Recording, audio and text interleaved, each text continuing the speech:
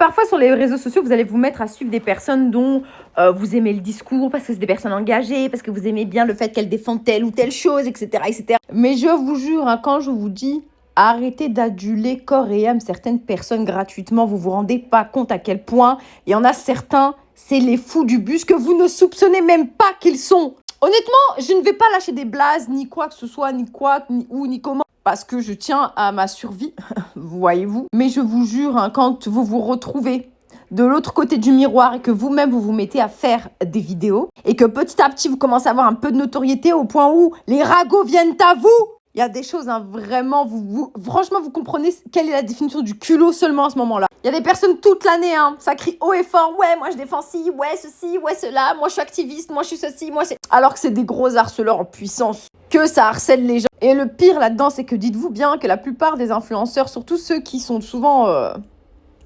ils ont des dynamiques sectaires entre eux. Quand je vous dis des dynamiques sectaires, je vous le jure, on dirait des formations pyramidales. Vous voyez les trucs un peu à la scientologie, genre. En mode, tu dois ramener des gens constamment, ils te font des groupes de discussion où ils sont je sais pas combien dedans, et tout le monde adule une personne, souvent la plus connue ou des trucs comme ça, et tout le monde dit amen à tout ce qu'elle raconte. Tout le monde l'écoute au doigt et à l'œil. Ah, si elle a dit, elle a dit que non, oui, eh ben en fait c'est oui, non. On va faire comme elle a dit, parce que elle a la vérité absolue en fait, que ça met des pressings et tout. Non, franchement, quand vous n'êtes pas encore de l'autre côté de la barrière, vous pouvez pas vous rendre compte à quel point les influenceurs, il y en a beaucoup, hein, beaucoup, ça va pas là-dedans.